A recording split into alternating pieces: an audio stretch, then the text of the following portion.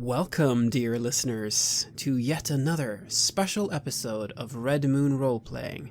And today it is a little bit extra special since we are joined again by one of the titans, one of the legends of the Swedish role-playing game industry. Joining us again is none other than Anders Blixt. Welcome, Anders. Thank you. Yes, and you may remember that we had Anders on last year when we looked at the module that he had written with a whole bunch of other fantastic people called Kin-strife for Middle-earth role-playing. What we have gotten in touch with Anders about today is we really wanted to look at a game that we know is very near and dear to his heart, and that is the game Traveller. Can you say a few words about Traveller and your connection with this game, Anders? Yeah, Traveller is one of the oldest role-playing games in the business. It's started way back in 1976 by Game Designers Workshop, who was actually a publisher of war games at that time. But they decided that this thing with Dungeons and Dragons looked like a nice thing, and they decided to make something of their own, so they made the first space opera game called Traveller. And Traveller's been around since then. It's now I think they're up to version 5.0, something like that.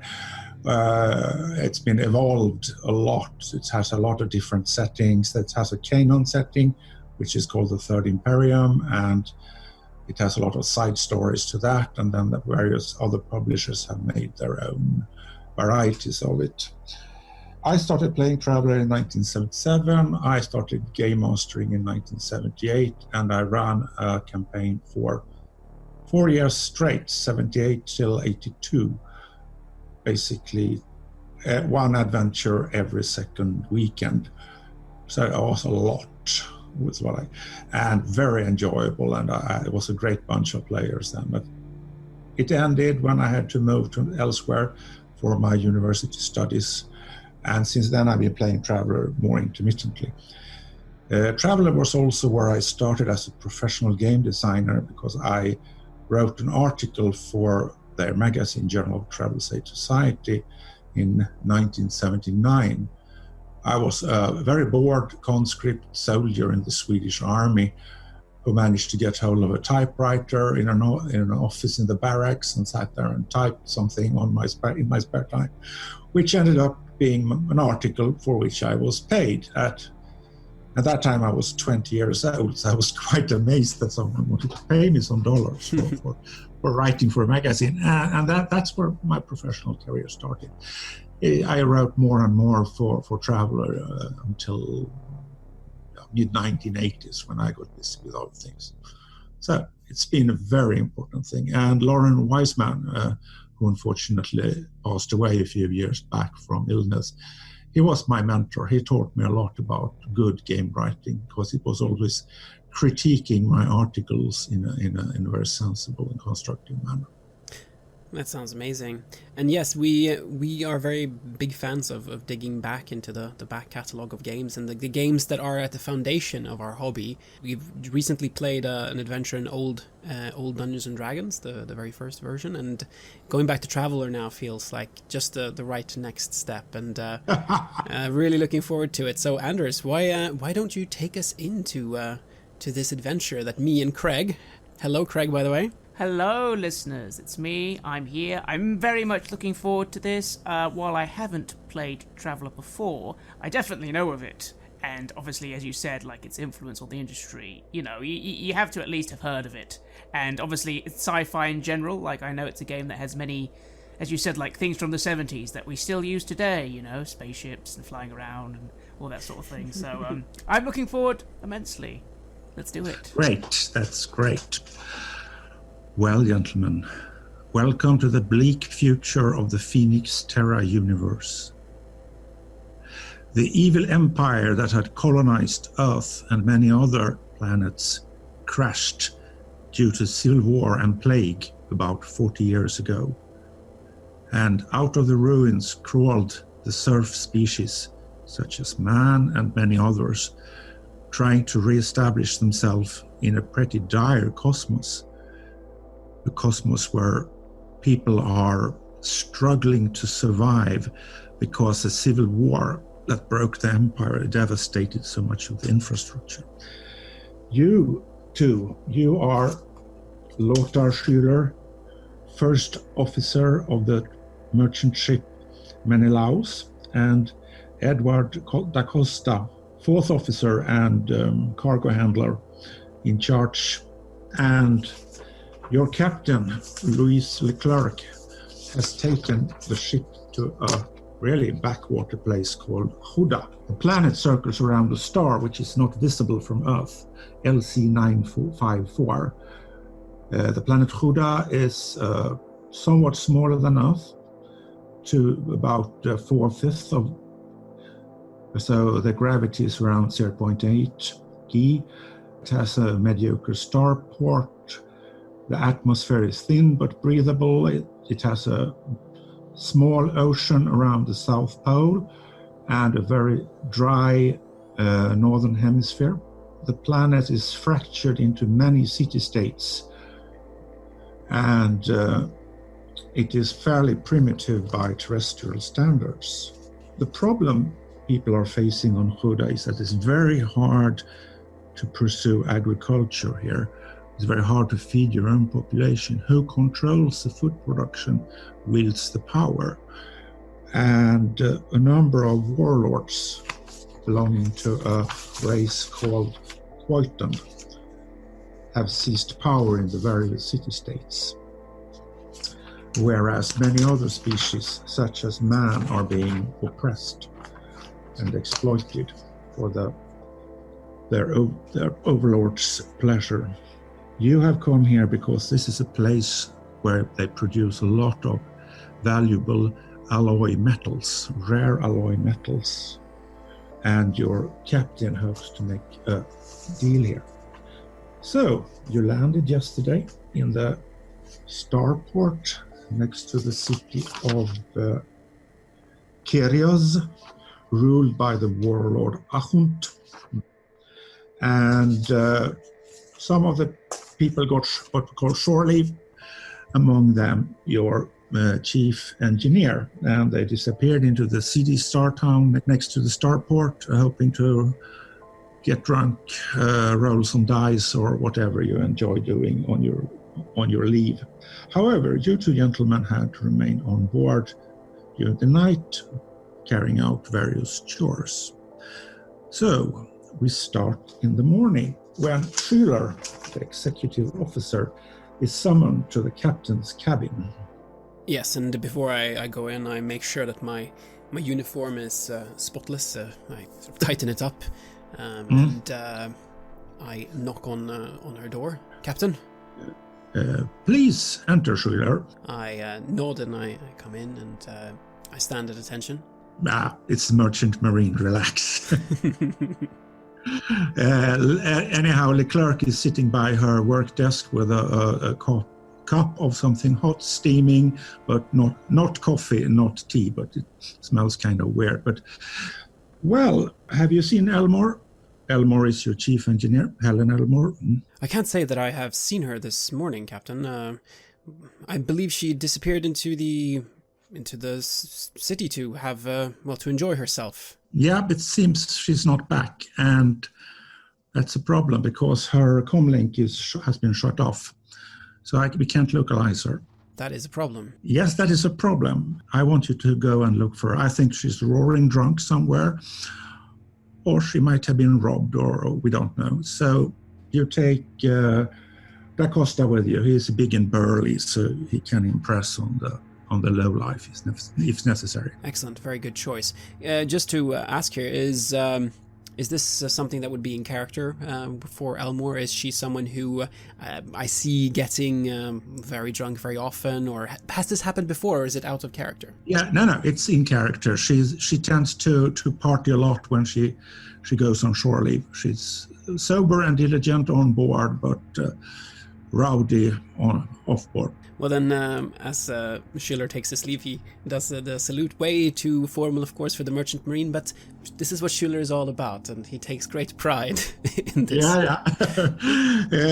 Louis Leclerc nods at you in a rather relaxed manner and resumes her filing and checking boxes or whatever paperwork on the computer she has to do this morning. Then I shall head to Da Costa, who I've been asked to bring here. And in terms of localizing the comlink, do we have, does the system track location?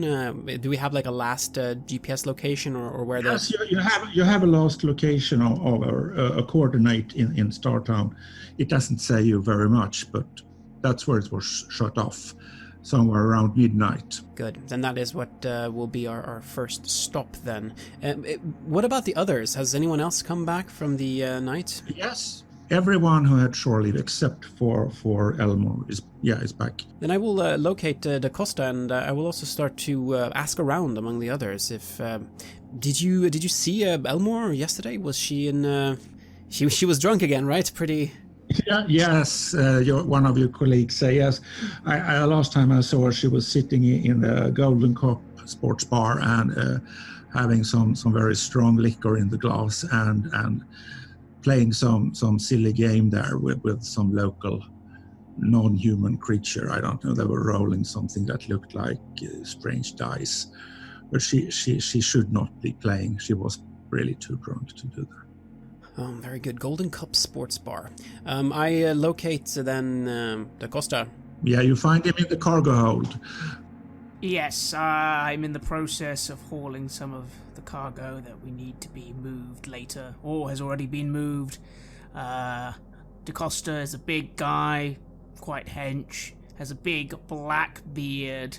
He doesn't keep his uniform very well. It's covered always in some sort of stain or oil slick or something. And yeah, I sort of rub my face with a grubby hand. So Da Costa, we have been asked by the captain to locate Elmore. She has been out on she's been binging and she hasn't returned. We need to find her because we cannot operate this ship without a chief engineer, as I'm sure you understand. Sure, fine. Where are we going? Gonna go into the starport, into the star town. Golden Cup Sports Bar, that's the last known location. Would that match with the coordinates as well, if there's any map we can match it with? Yes, it does. It does. Then the Golden Cup Sports Bar is likely where they're at. This could have turned into something nasty. This is a rather lawless place. With regards to carrying weapons on the streets, what do we know about this place? No firearms. And nothing like swords or clubs or anything like that. Could I get away with carrying a small blade? Yes, you can hide it under your jacket. Yes, Da Costa likes to carry a small little pocket knife he has from home, and that will just be on his person. Yeah, it's like a Bowie knife, big Bowie knife you're carrying. Yes. I do feel a little bit naked without a gun, but, we're not here to start a fight after all, and it would be, yes, it would be bad if we would get into some kind of violent altercation in the town. So I shall rely upon Da Costa and his size for this one. When you exit the customs area and walk into the starport, there is no ID check because you were registered last night, and the security guards just nod at you. I mean, you look like two merchant marines going off on some errand. Startown is always located next to the gate to the starport. As soon as you get off, you can start partying. However, this is like 10 o'clock in the morning, and most places are closed. You see a few drunken locals or drunken starmen here and there, and there are some cafes that are opening, serving strong coffee and equivalent beverages to people with hangovers. Having not actually had any leave, I do vaguely look around with some curiosity. What sort of place is this? How does it feel? What's like the atmosphere like on this planet? It looks like a mixture of slum and old-style factories. However, in the distance you can see some imperial towers rising above the skyline. You can also notice there are a lot of people use bicycles.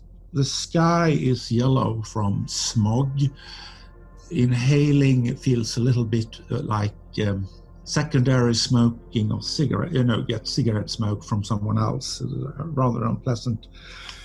It's a rundown city, and you feel like you don't belong here. I say to Shula, I don't think I regret not having shore leave.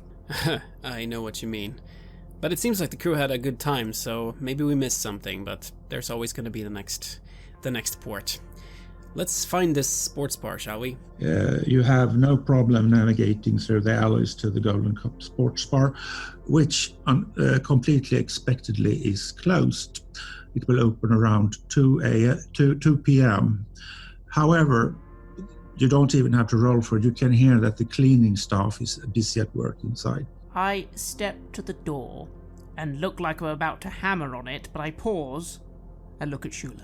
And I just nod and carefully, I knock on the door.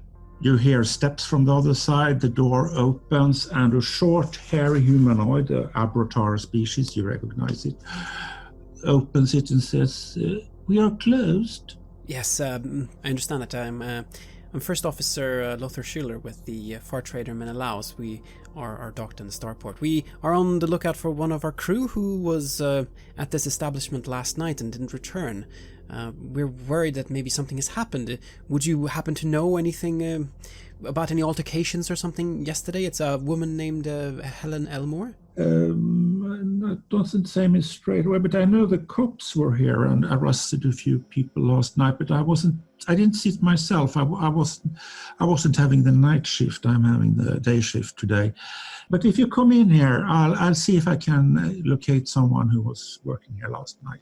Thank you very much. That's very kind of you.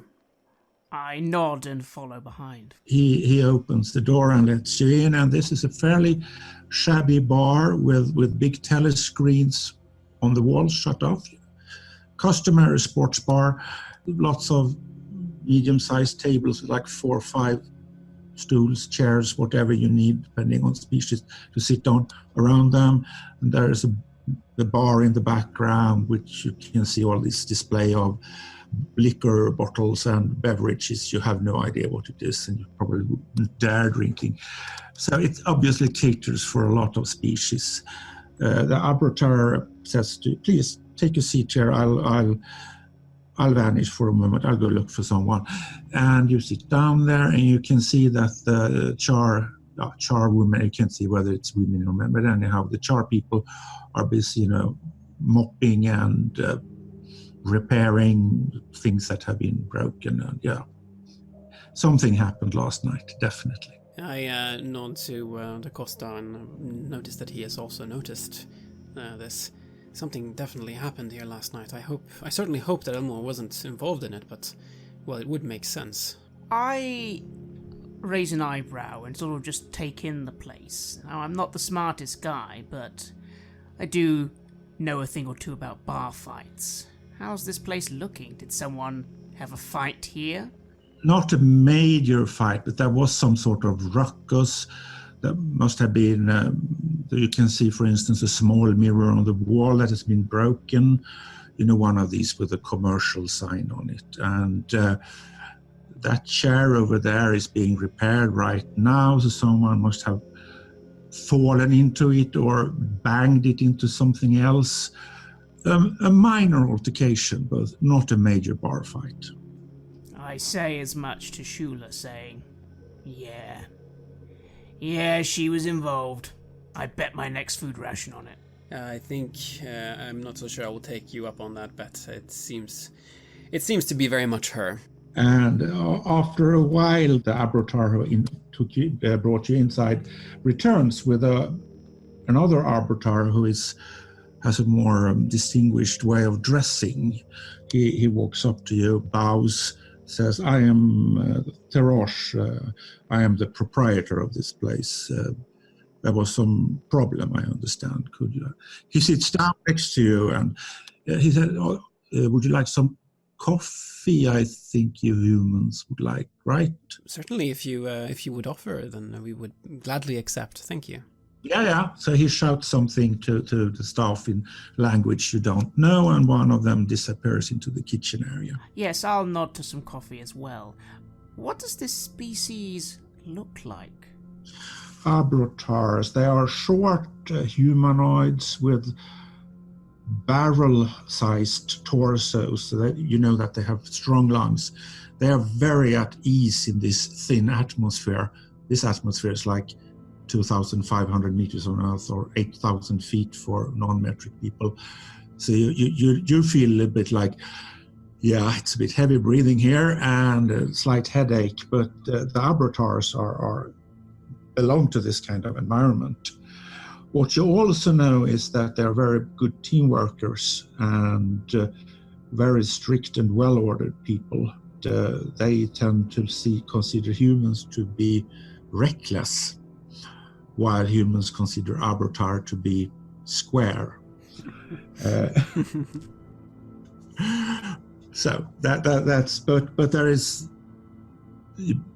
no hostility between these two species. You treat each other decently. Excellent. Well, I'm First Officer Lothar Schuler, and this is Officer Da Costa from. We're both from the Far Trader Menelaos. One of our staff, our chief engineer, Helen Elmore, was at your lovely establishment last night, and I'm afraid that she may have been involved in this altercation that led to this fight that is now being cleaned up. I understand.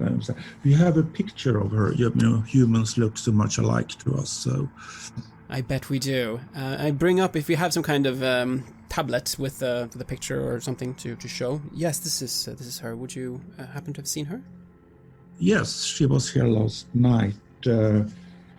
No, she was not directly involved in the altercation. The cops came to arrest some blokes, and well, I am around a law-abiding establishment, so I let them in. But those blokes, they were abrotars. They disagreed, so there was some altercation before they were dragged off. And as far as I remember, your officer there must have disappeared the other way through the lavatory area. When the cops left with their catch, I couldn't see her anymore. And as far as I remember, she could walk. She couldn't have been too drunk. That is peculiar. Coffee arrives, one big cup for you each. Very bitter brew. I am grateful, and I drink. What do you think, Da Costa? Would she have tried to escape from the police? Could that be it, or? I frown as I take a big sip of coffee, wipe my mouth, kind of put the coffee down quite messily. At the back. Can people get out at the back? Yeah, there is a back entry for the deliveries. That's no problem whatsoever. It's useful to this place to have somewhere where people can sneak out without attracting attention. A lot of people like that, so I provide it. I understand.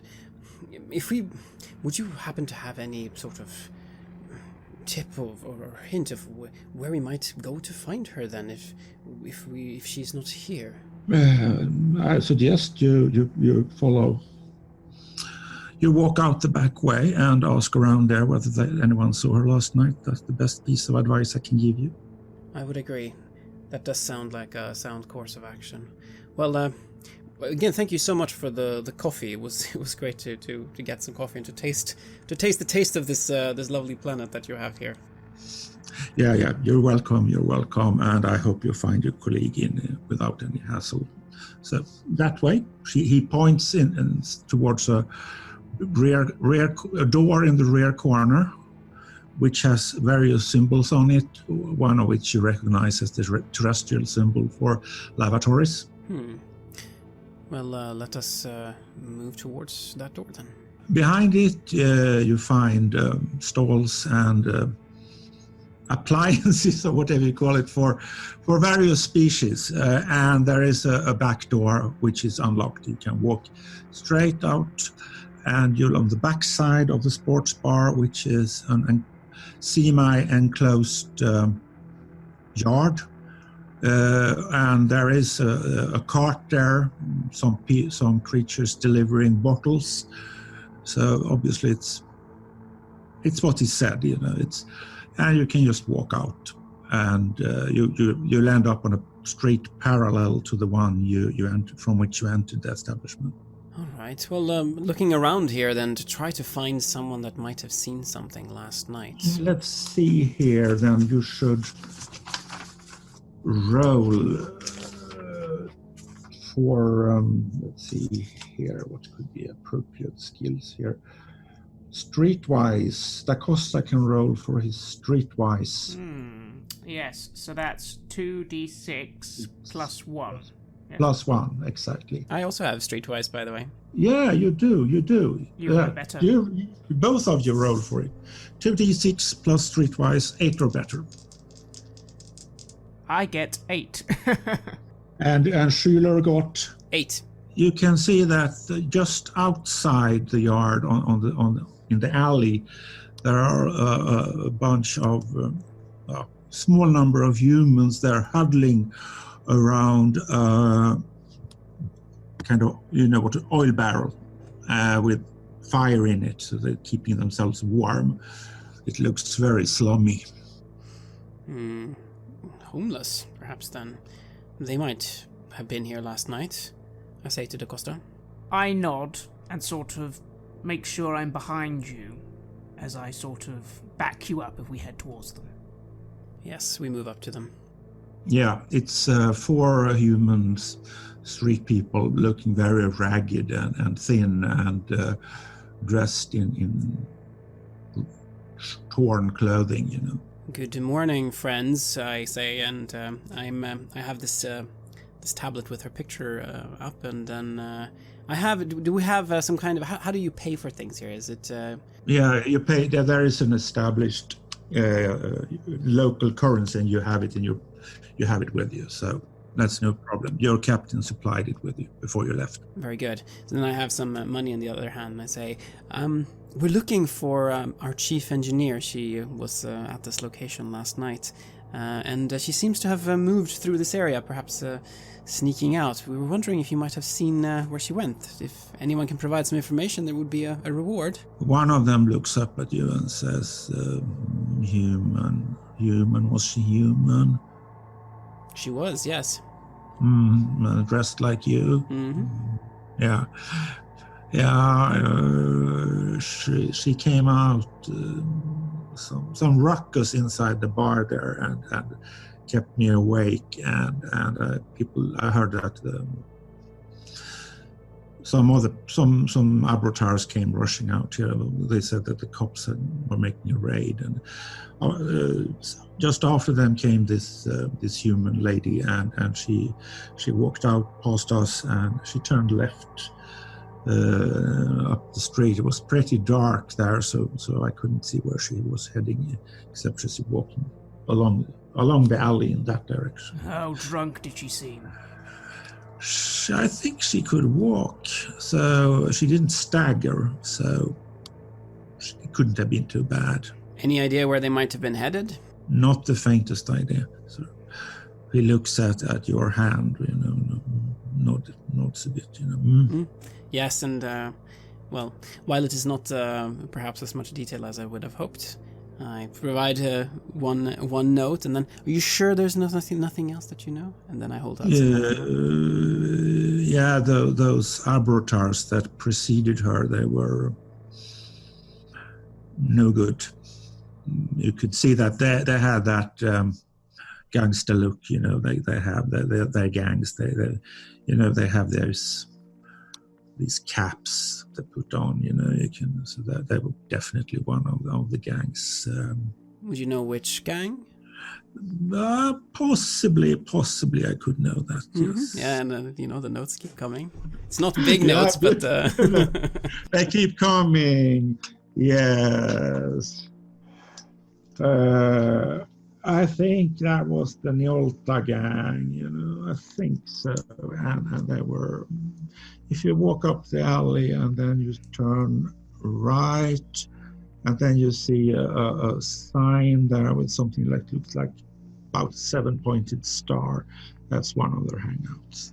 I frown a little, and I say to these people, those who are no good, do they like to play dice games? I don't know really, I don't know, but I wouldn't mess with them if I could avoid it. They are rough people. They're really rough people. I let out a low, annoyed huff, as I just mentioned to Shula. I have a feeling maybe she was playing games with these guys. Maybe when they got arrested, she did a runner.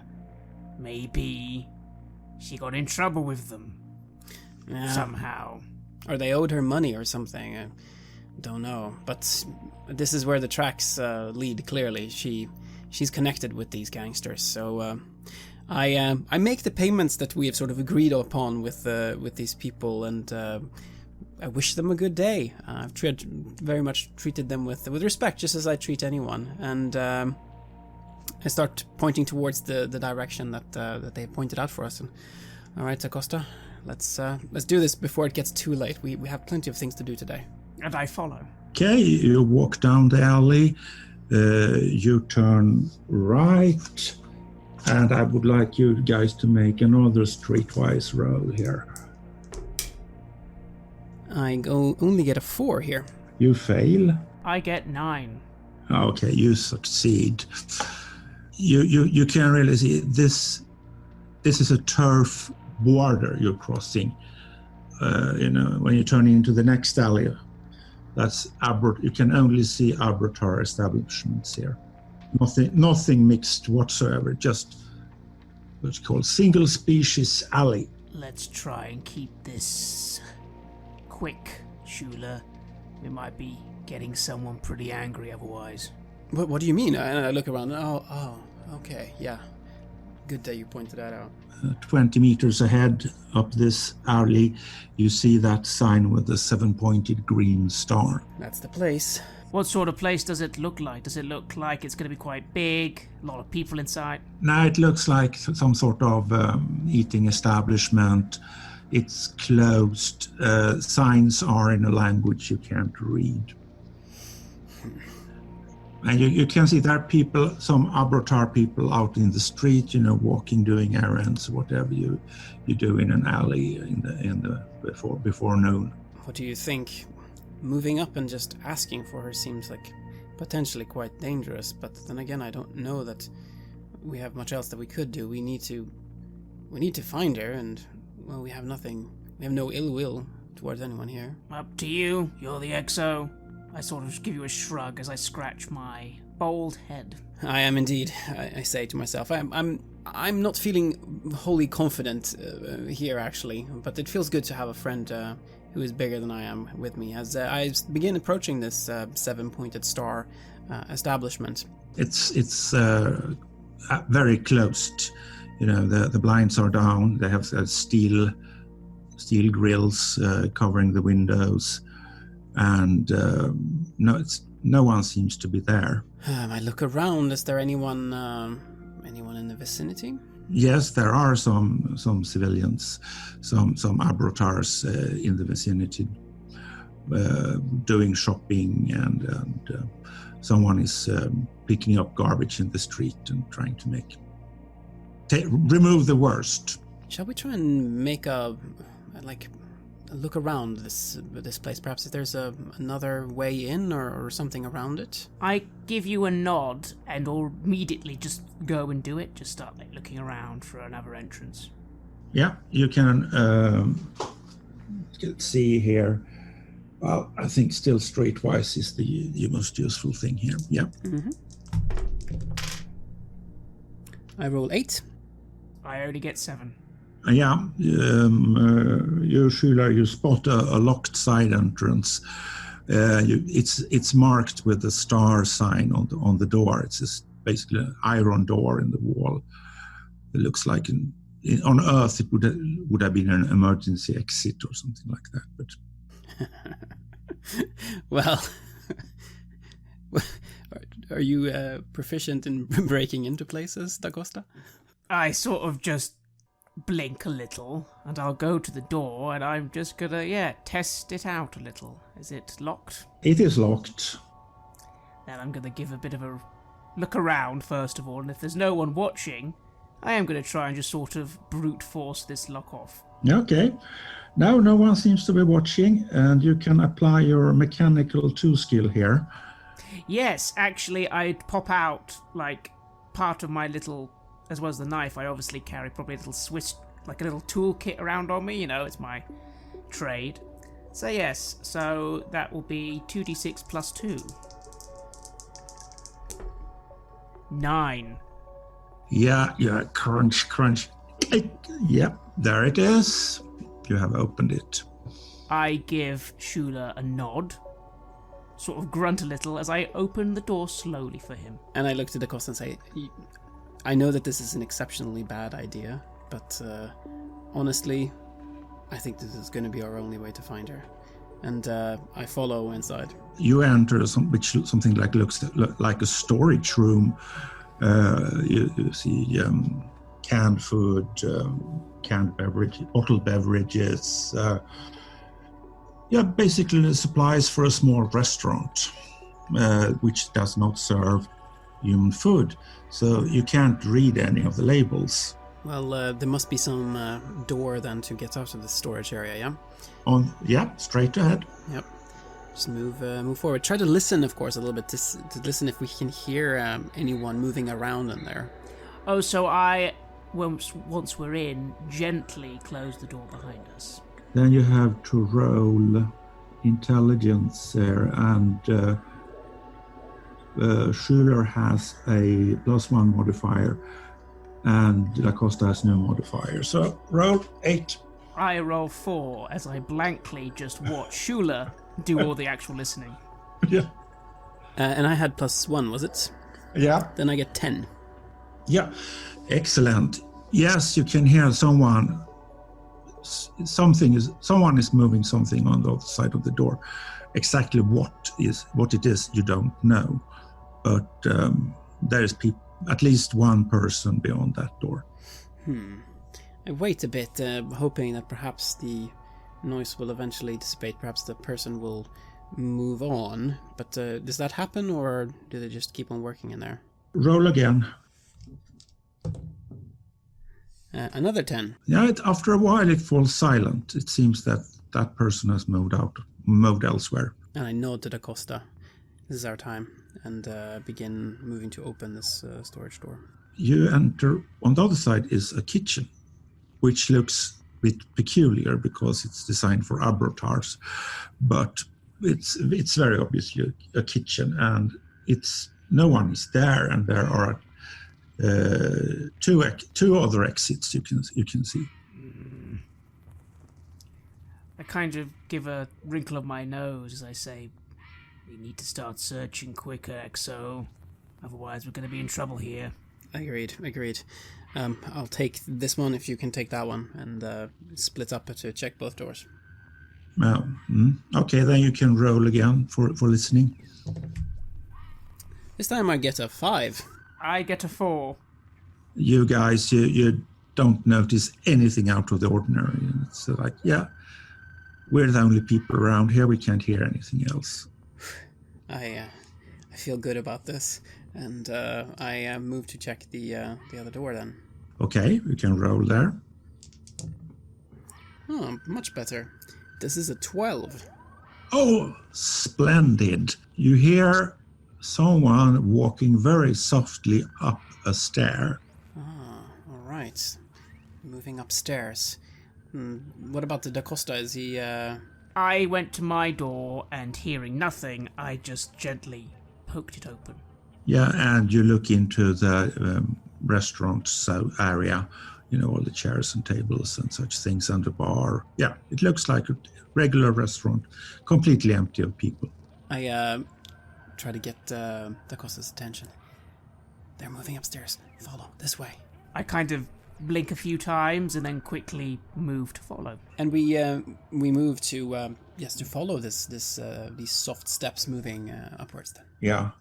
When you open the door, you see a a staircase going up to the second floor on your right. Pretty steep upwards.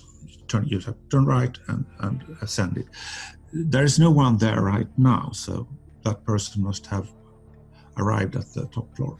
And there's nothing else except for the staircase in this place then? All right, well, then I begin following upstairs.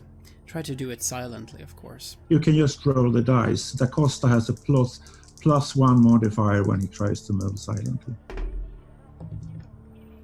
I roll 2 ones, and that's not so good. I roll 11. Da Costa is perfectly silent. However, Schuyler stumbles on the staircase and makes a noise. I kind of look to Shula, looming over him, having perfectly almost gone round him, and then I just give him a look like, really? And I just have my eyes are just wide open. I'm just like, have this face of sorry. Yeah, let's see here. Okay. You hear two Abertar voices upstairs. Then you hear steps coming towards you. I motion for Shula to move downstairs. It's just a stairway, right? There's no way I could, like, just duck behind something. No, you can't. It's just a stairway. Yeah, I kind of motion for him to go back down the stairs, and I go, we need to wait round the door. Quick, go! Yes, go, and I go to hide. Yeah, and you hear then Da Costa, who is here, someone, an Abertar addressing him in Terran, saying, "Stop!" I stop. Do you turn? I do, with my hands up. Yeah, you can see there are two Abertars, and both of them are pointing a highly illegal firearm at you, some sort of pistol. As I turn and lift my hands up, did Shula have time to get back away? Let's see, Schuler, roll the dice, no modifications. I get 8. Yeah, you sneak into that kitchen. You got away. I put my hands up and go, hey. Who are you? One of them says in Terran. I give the sort of, I actually have to think about it, and yeah, I don't say anything for a minute because I'm generally quite looking like, what do I say? As I'm saying that, I kind of take a few steps back down the stairs. Don't try to run away. I won't. Hey, let's come. You come down the stairs. Let's get to the kitchen, and I can answer there. No, you stand perfectly still there and explain who are you and why are you here. Look, I'm just looking for some food. Yeah, man, come on, I'm hungry. I smelled some food in here. Like, you people don't give us much food on this planet. A human breaking into an Abertar place to eat. Ha! You aren't that stupid. You know that things we cook would make you puke. So, try to speak the truth instead. Why don't you start? Aren't you lot supposed to not be allowed any guns in this city? Seems weird to have two of you armed for a restaurant. We are the Nyolta. People know better than messing with us. Well, I guess I tried to mess with you. Are you gonna shoot me now? Or hand me over to the police? They confer with one another in a language you don't understand, while keeping very close eye on you. Meanwhile, what does Schuyler do in the kitchen? I have found a hiding spot, but then I noticed that my friend is not coming back, and I realized that he must be in some form of trouble. In the kitchen, am I able to locate a weapon of sorts? Yeah, kitchen knife. Mm-hmm. Well, that's better than nothing. It's a small blade, to use game terminology, so you can use it. You can wield it in battle. Very good. And I will put a small blade on my person, and just so I have it. I really hope I don't have to use it. I move towards where I believe then that I would hear some noise of these people talking. Yeah, you hear it. The door is still open. You can hear the conversation, and you hear that Da Costa is daring them. He's defying them in a manner that some people would call reckless. And I speak up then, giving away where I am. Apologies, gentlemen. I'm afraid we have come off on the wrong foot here. You see, we're looking for one of our crew members. I say from the kitchen. May I come and speak to you? I hope you will not take that as some form of aggression. And as he's doing that again, I turn my head to him and give him that look of, really? Schuler rolls a streetwise roll, and you also get a +2 for your education. You know how to handle Arbrotar. Then 12. Oh, splendid! You really hit the right note here, and one of these guys looks at you and says, "Your henchman is a lout." Well, he has sometimes been called that. I apologize again for you finding us under these circumstances. We are looking for a chief engineer, Helen Elmore.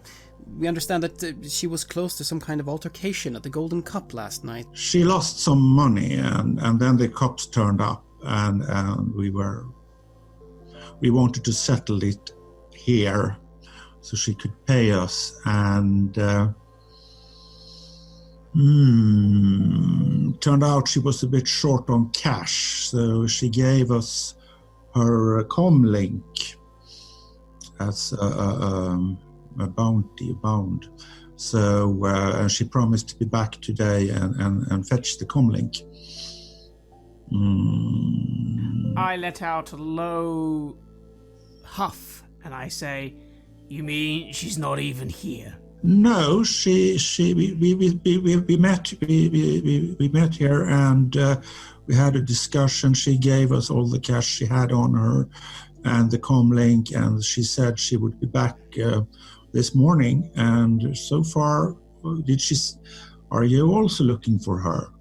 We are indeed looking for her. Yes, we cannot operate the ship without her, so we must locate her. That means she went.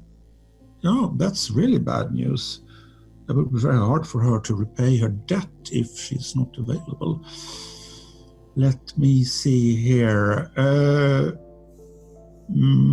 Okay, I come down here, and my associate here will make some check around a bit. But I'll come down and we can wait in the restaurant. Certainly, that would be excellent. And apologies again for this way of meeting. Yeah. Things go astray. Some underlings are no good. You just see as I'm lowering my hands, one of my fists just sort of clenches a few times, but I say nothing. That's pretty okay. Then he comes down and escorts you to the restaurant. His underling vanishes for a moment upstairs somewhere, comes back with Elmore's comlink, which you recognize, hands it over to his boss, and then walks out through the side entrance. He comes back and says something in Arbrotar, and the boss turns to Schuler and says, "You'll have to pay for that broken lock as well." Certainly. And maybe also settle Elmore's debt. Of course, we do not wish to... We'll see here what we can do now. So, unfortunately, there's nothing here I can offer you that you would enjoy eating or drinking, except for some plain water. Oh, that's quite all right. Then you spend about 10 really uncomfortable minutes here, silence, and then that underling returns, says something to his boss in that alien language, and the boss turns to you guys and addresses you in Terran. I think she was waylaid on the way back. Actually, some of our people saw her vanish, that way down towards the starport. But somewhere there, her track vanishes. She must have been waylaid and robbed or whatever. So you better go looking for her. Either she's dead or she's knocked out somewhere. Well, that sounds like dire news indeed.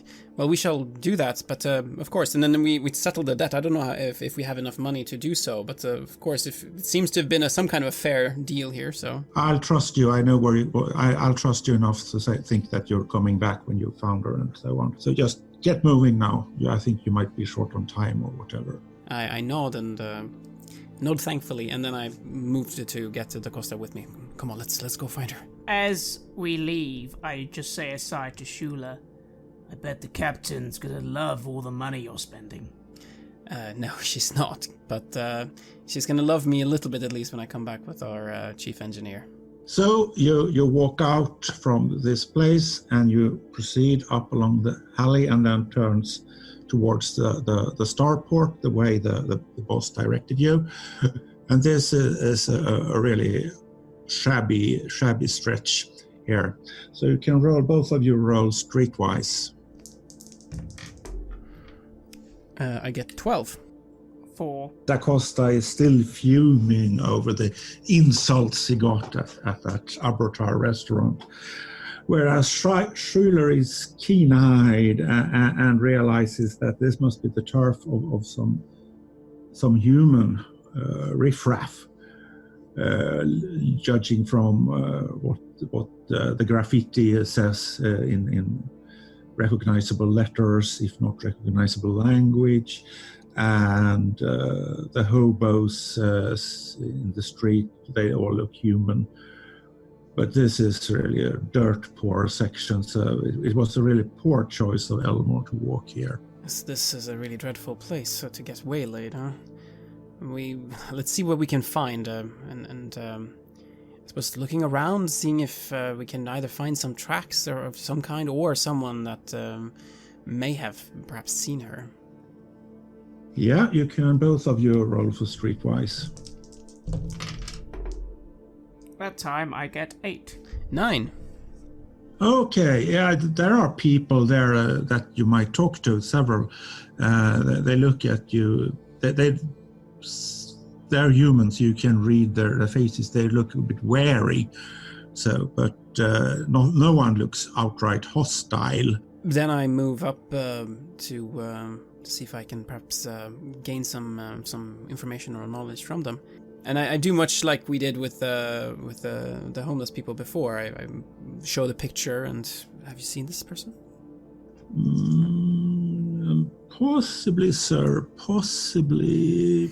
No. Would you like me to refresh your memory? I say, and I bring out the bills. Yeah, I think that might be of some help. Yeah. And I do that. While this is happening, I'm constantly on the lookout for getting waylaid. I'm watching to make sure there's no people suddenly getting behind us. Or... No, you can roll streetwise and see what your conclusions are. 11. 11. You're pretty sure that diagonally across the street, behind a barred window, there is someone who's looking very keenly on what's going on in the street. I kind of shoot my glance in that direction and sort of just pat down my chest. The person retreats backwards into the shadows behind that window. Yeah, but that was someone there paying a lot of attention to you. You're sure of that? And yeah, I just sort of relay this to Shula as he speaks to these people, like, again, time. I nod. Yeah. And am I able to gain any knowledge from this person I'm speaking to? He recognizes her and he saw, she walked down the street last night. She looked so out of the place, so I couldn't forget about it. Do you know what happened to her? Where did she end up? No, sir. I have no idea what happened to her. None whatsoever. Oh, I see. And he seems very adamant about not knowing anything. Very adamant, indeed. And Acosta, did you see something? Yes, over there. We're being watched. Well, what say we take a little bit of a spin around and then see if we can maybe speak to these people discreetly. Please describe.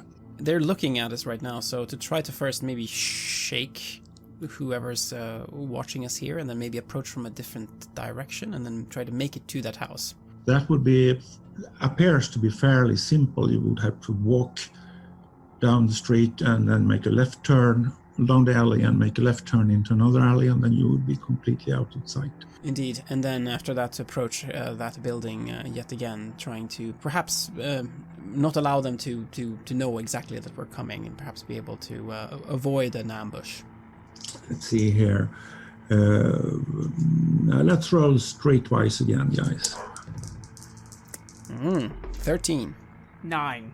Oh, both of you are alert. Schuler is particularly alert, and you realize that you're being followed by some burly man turns up around the corner and starts following you.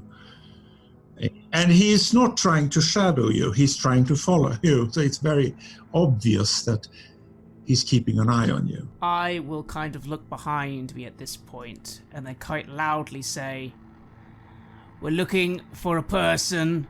We don't want anything back. We just want the person alive or dead."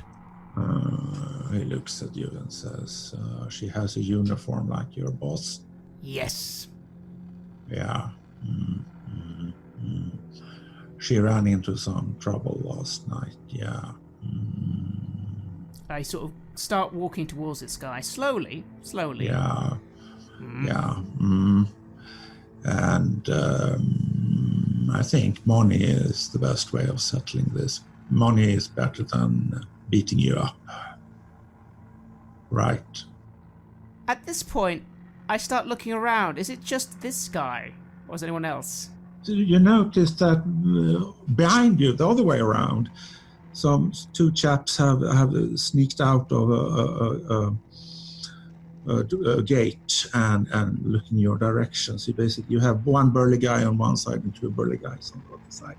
And they all pay very much attention to you. I look towards Schuler, and then I say, "You know, there's a way that this could be a bit more entertaining. How about this? You, V versus me. Friendly bout. You beat me down, yeah, you get all the money.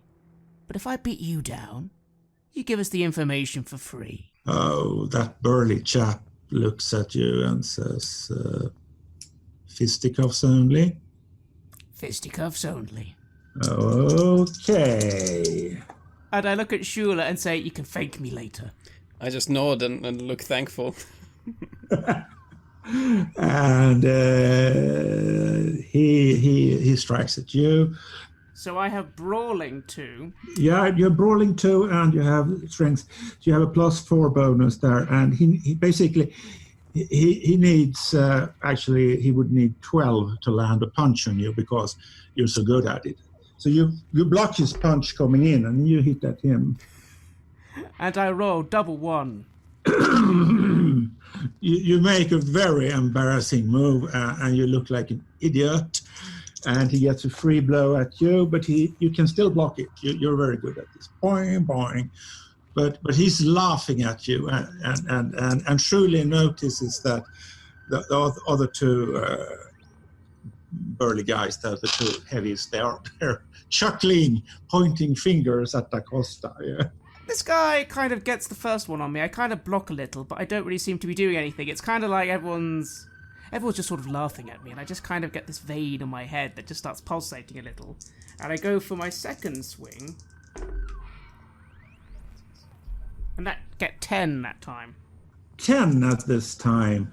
Oh, okay. You connect. You roll 1d3 + 1. 3 damage? 3 damage. You connect. You can hear.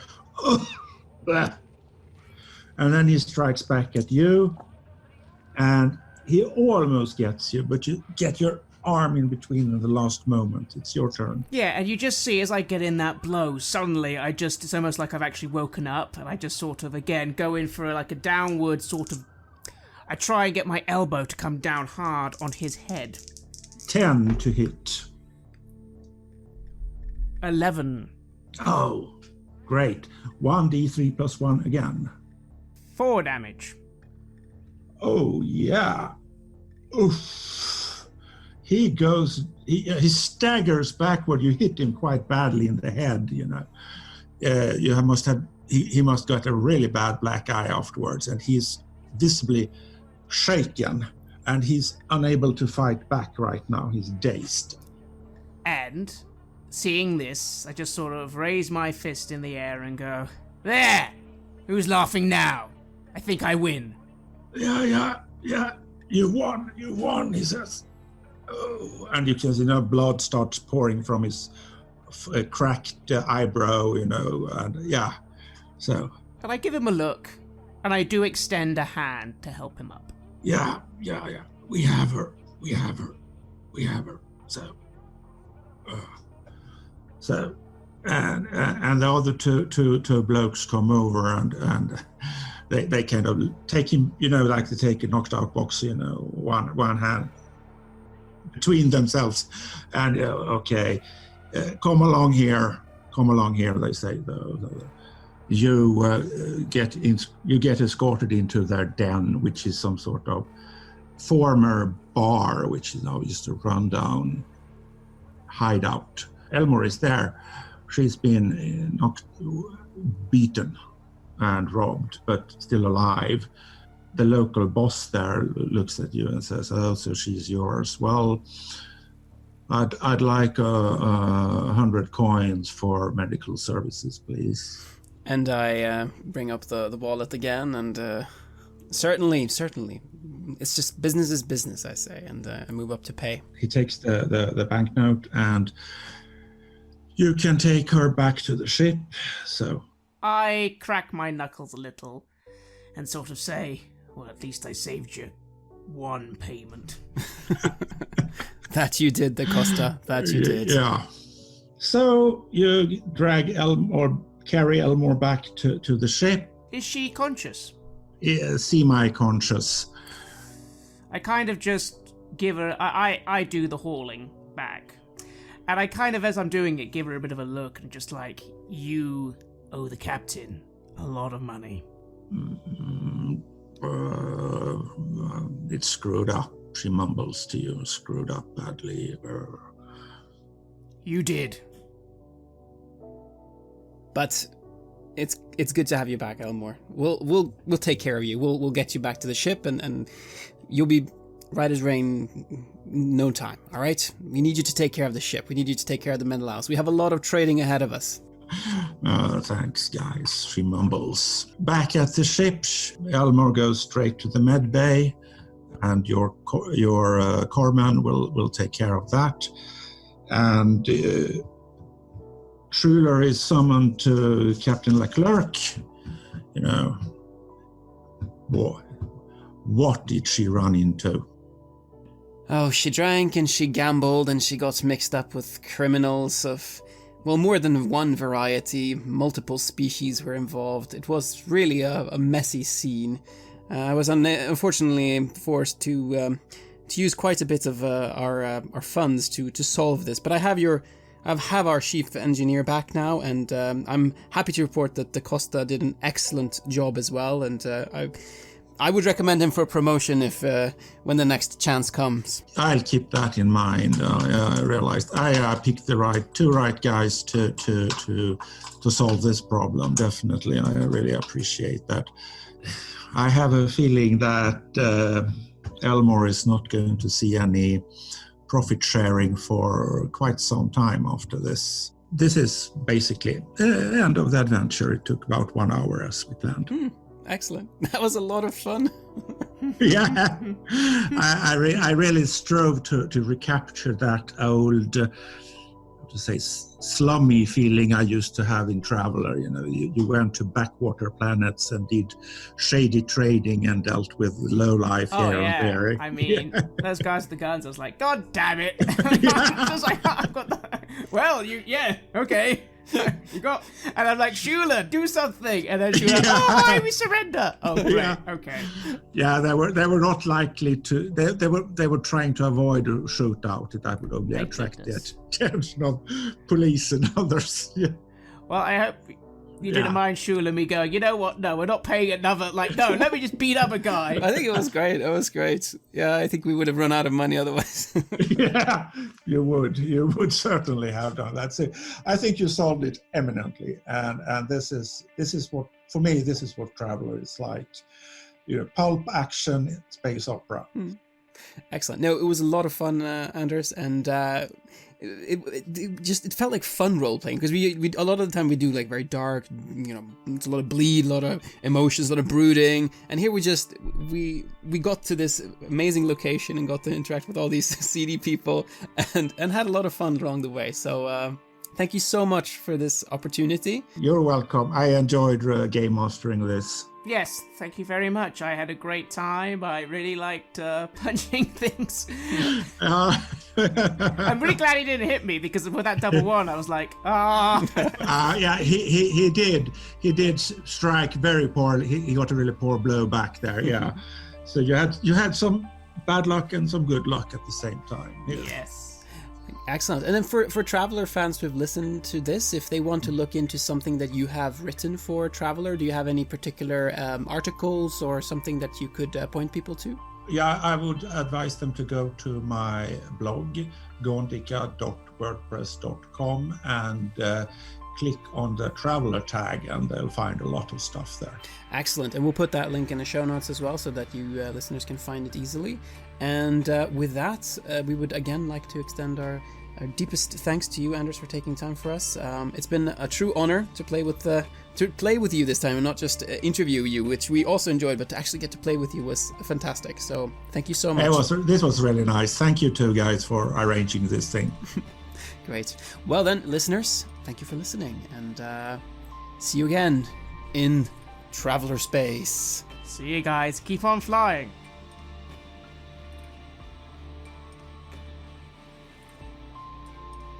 You have listened to a special episode of Red Moon Roleplaying, where we played the adventure A Hard Night's Day for Traveller. Our game master was Swedish RPG industry legend Anders Blixt. To follow him and his work, check out his blog and his Patreon. The music was made by Sabled Sun and used with permission from their label Cryo Chamber. For some wonderful space drone, check out their website at cryochamber.bandcamp.com or their YouTube channel. If you want to support Red Moon Roleplaying, do check out our Patreon. The show would not be possible without all the generous support we're getting there. You give us so much energy, help us cover our costs, and open up time to record and edit. From the bottom of our hearts, thank you.